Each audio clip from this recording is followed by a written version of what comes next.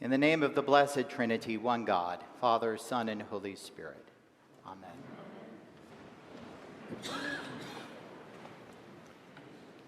The Congregational Development Team here at Trinity has a dedicated team of volunteers who call every newcomer and visitor. Each week they call or send an email because nobody answers the phone anymore, to connect with everyone who has filled out the card.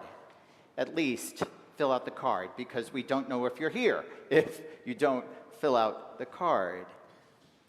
And under the leadership of Carlin File, this team has done amazing ministry. And with the help of our deacon, Bob, the team is refining the role of this caller so that the volunteer will now be known as a shepherd.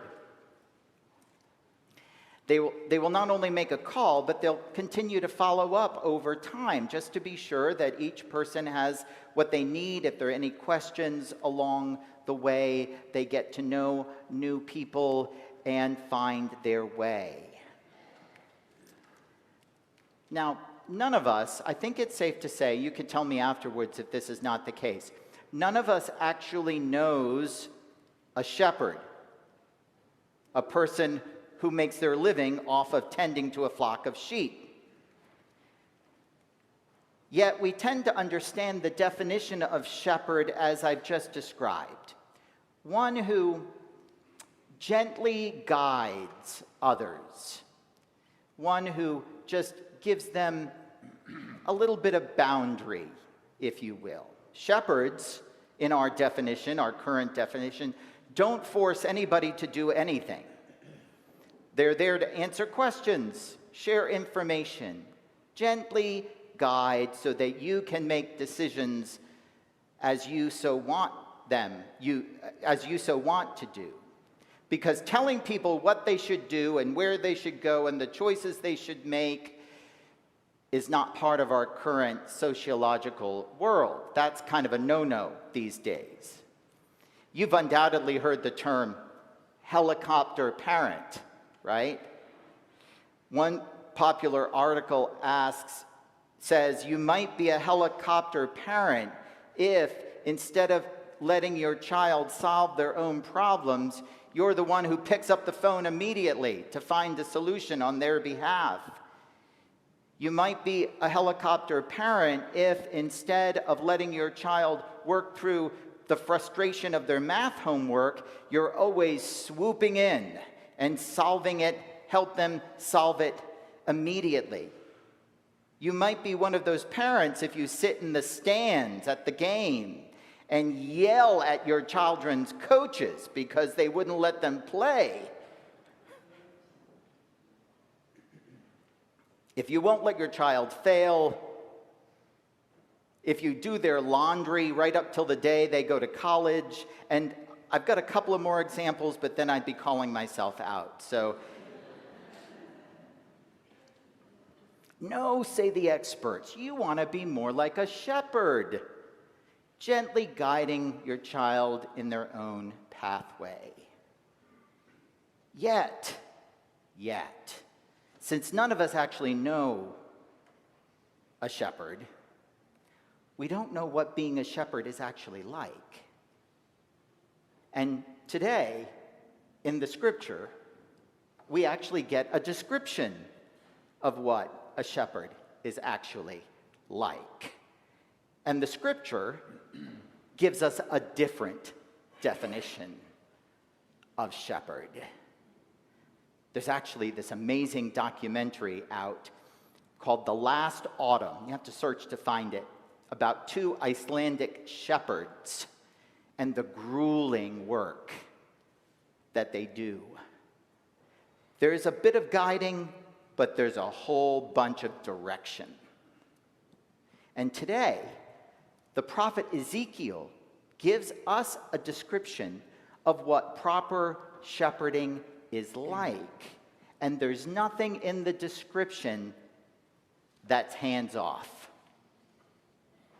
In the scene we encounter today in the scripture, the prophet Ezekiel has just gotten news that God's people The nation of Israel has been conquered by King Nebuchadnezzar. You remember that mean old guy from the Old Testament? They've just been conquered by King Nebuchadnezzar. And the city of Jerusalem has been laid waste. The people have been carted off into exile, where they are in their own description, dark despair, without power and without hope. The temple in Jerusalem has been destroyed, the house of God. And all the fundamental assertions and beliefs they have held about God have come into question. Ezekiel calls out all the people who were supposed to be shepherding Israel. You have to go back from where we start today to verse 1 of chapter 34. And there he says this: "The word of the Lord came to me, prophesy against the shepherds of Israel.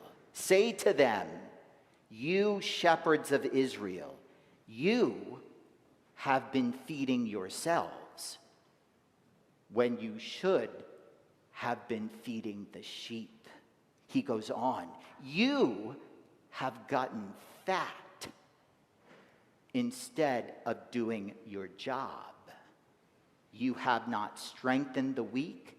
You have not healed the sick. You have not bound up the injured. You have not brought back the stray. You have not sought out the lost. You have ruled with harshness and force. And because of it, the sheep have been scattered, because there was no shepherd." So our passage picks up today there with Ezekiel bringing the word of the Lord, the word of hope. And God says through Ezekiel, "Step aside, you false shepherds. I will show you how this is done. I will show you. I will do it. I will seek out the sheep who have been scattered. I will rescue them." If you look in your bulletin to the passage, you will see all these declarative statements. I will rescue them. I will feed them. I will give them water and green pasture. I will strengthen the weak. I will give justice to those who need justice.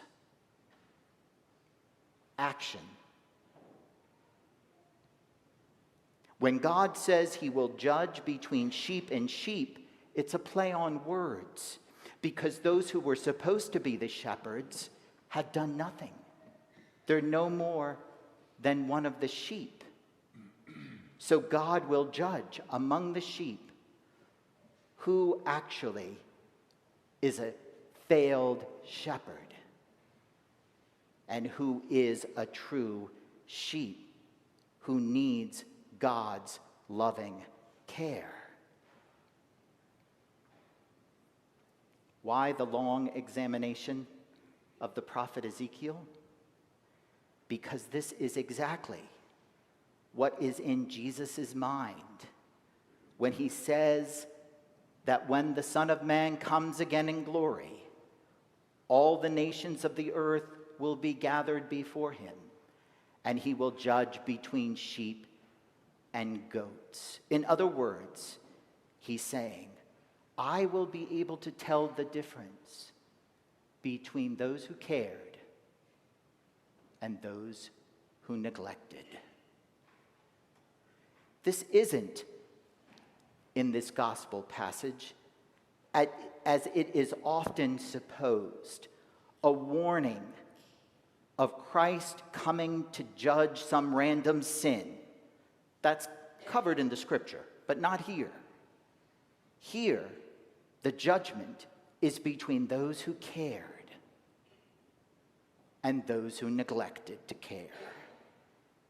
Jesus' prophecy, therefore, comes in the form of the enacted parable we heard and we all know so well.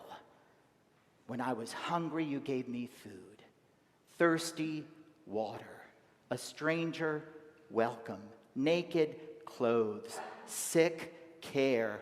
Prison, visit. Truly, I tell you, just as you did it to one of the least of these, you did it to me. And just as you did not do it to one of the least of these, you did not do it to me. If you're worried whether or not you are one of the sheep or the goats, care for God's sheep. That is the answer. In its wisdom, the church has chosen this last Sunday of the Christian year to be known as Christ the King Sunday. And on this Sunday about kingship, we take a deep dive into the definition of shepherding. Because a good king is just like a good shepherd. If royalty is to exist, it exists not to stand off at a distance and watch the people do themselves in or each other in. Royal authority acts. It steps forward for justice. It puts the needs of the vulnerable first. It protects. It nurtures. It rescues. It saves. This is the hope of Israel, who in exile sits in deep darkness. If you've ever sat in deep darkness, you know what it is like to need a word of hope. You know what it is like to believe in a God who cares, no matter how deep the darkness that surrounds you. This is the hope of which we sing